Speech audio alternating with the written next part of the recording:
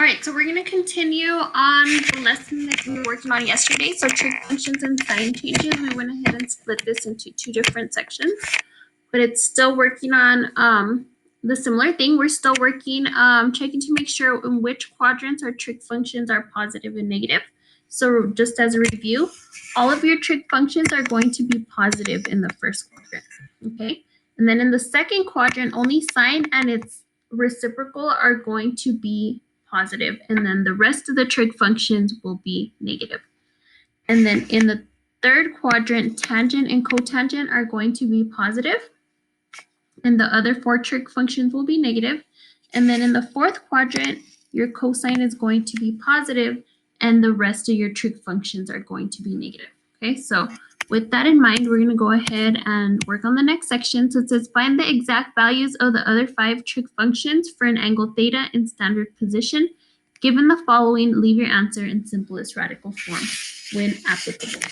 Okay, so now from there, what we're going to do is we're going to start off by drawing our graph, and we're going to graph this, okay? And so they give us this in terms of pi, so I'm going to label my axis in terms of pi. So this is going to be 0. This is going to be pi over 2. This is half of pi. This is pi. This is 3 pi over 2. And this is 2 pi. Okay, and so from here, we're going to go ahead and draw a triangle. Now remember, a triangle has to go from the origin out, and then it'll be right up on the x-axis, okay? If you forget, we do have these examples up here of how your triangle should look. Remember, they are always on top of the x-axis, and then it goes from the center out to the point. So that's how you create these triangles. So if we look here, we made our triangle already. And then it tells us that sine is 5 over 13. And we know that sine is your y value over your r value. Okay, just in case you forget, I'm going to go ahead and write it down. Sine of theta is equal to y over r, which is your radius. Cosine of theta is equal to your x value over your r, your radius. And then your tangent is going to be your y value over your x value. So that's just a little refresher. Sorry. And then, of course, sine, it's opposite. We're just going to flip it over. So I didn't write those down. So now since sine is your y value over your r value, that means that your y value is 5 and your r is 13. So we have our point. It's your x value, which we don't know yet. So x equals our y value we know is 5, and then our r is 13. But there's a negative here in the front, so that means one of those is going to be negative, either the 5 or the 13. But the 13 cannot be negative in the y value, since do you see how it goes down here? So that means that it's going to be negative 5. So the one that's negative is a 5. Right, this one's 13. And then we're going to use a squared plus b squared equals c squared to find the missing side. So a squared plus negative 5 squared equals 13 squared. And so just for time purposes, I'm going to skip through it. When we solve for a is equal to 12. Okay, so that means that this is 12, and it is going to be a positive 12, which is our x value. Okay, this is our x value, this is our y value. Okay, so now we're ready to write our trig functions. Since we are in the first quadrant, here we have all students take calculus. So in this one, only cosine will be positive. The rest of our trig functions are going to be negative. So I am going to go ahead and fill in all of these with negatives, except for cosine, because in the fourth quadrant, only cosine and its reciprocal are positive. And now we're ready to write our ratios. So sine is your y value, which is negative 5, and we have a negative 5 there over 13. Our cosecant, all we have to do is flip that over. Okay.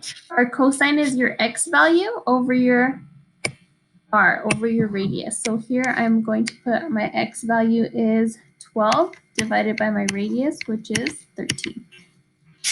And then we flip it over for the reciprocal, secant. And then next we have tangent, which is y value over x value. So our y value is negative. We already have the negative there, so we don't have to write it down. So negative 5 over 12. And then we do the reciprocal for cotangent. So 12 over 5, and it's negative. Okay. So it's very important that you pay attention to the sign. That is very, very important. All right, so let's go ahead and try to the next one. Okay, we're still doing the exact same thing. We're going to make our graph.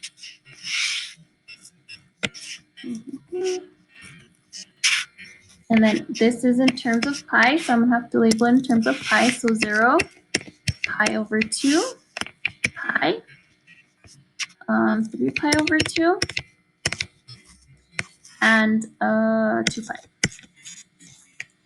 Okay, and so here it says it's between pi and 2 pi. So that means our triangle is either right here or right here.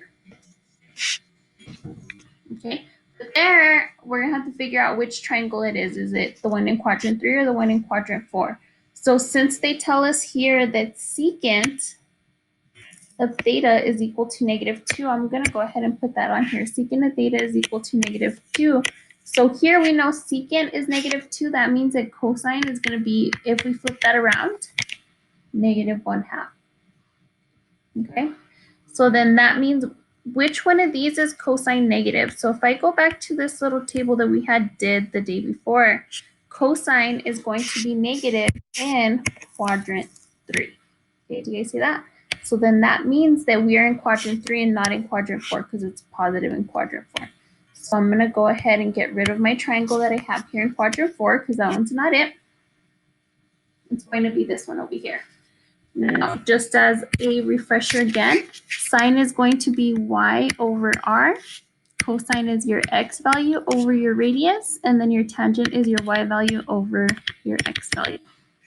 Okay. And so then since cosine is x over r and cosine is 1 over 2, that means that our x value, x is equal to 1. And right now we'll figure out which one's negative. Our y value, we don't know. That's what we need to find. And then our radius is equal to 2. So if I look here on my x value, this is the negative x values, right? So that means that this is -1. That means the sign here goes negative. And then from there, we're going to, the radius is 2, I didn't label the 2. We are going to find this missing side right here, which is our y value, using Pythagorean theorem. So a squared plus b squared equals c squared. Okay, so I am going to do -1 squared, and that needs to go in parentheses, plus b squared equals 2 squared. And then, so -1 squared is 1 plus b squared equals 4. We subtract the 1. We get b squared equals 3. We take the square root and we get b equals the square root of 3. Okay, that means this is the square root of 3, but do you notice how it goes down and these numbers down here are negative? So it should be the negative square root of 3. So our y value is negative square root of 3. Okay, now using the signs, if we do all students take, that means that only tangent is positive here. So all students take calculus, our triangle is in the 3rd quadrant, so that means only tangent should be positive. So I'm going to go ahead and put in my signs now so I don't forget them. And then tangent and cotangent should say positive. So for this one, we're going to take our y value, which is the square root of 3, and divide it by our r value, which is 2. We go ahead and flip that and it becomes 2 over the square root of 3, but there becomes a problem when we do that. We have to rationalize it because we can't have a square root on the bottom.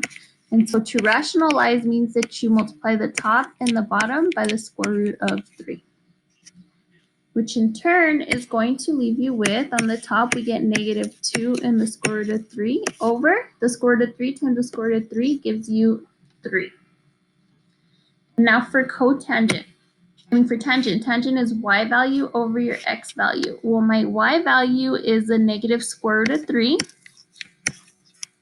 And my x value is negative 1. But remember how we said this had to be positive? Well, these two negative values make a positive. So what we're going to do, I'm going to go ahead and take those off. The negative square root of 3 over 1 is just the same thing as this negative is square root of 3, positive square root of 3. And then for cotangent, we're going to go ahead and flip that over. And it becomes 1 over the square root of 3. And so when this happens, remember we can't have a square root on the bottom, so we need to cancel it out. And this is called rationalizing. So we rationalize by multiplying the top and the bottom by the square root of 3. And so the top 1 times the square root of 3 is just the square root of 3. And on the bottom, the square root of 3 times the square root of 3 gives you 3. Okay, and this would be our solutions. This one, this one, this one, and this one. If you have any questions, you can go ahead and leave it in the comments. You can also come by our office hours and we'd be happy to help you guys. Thanks, bye.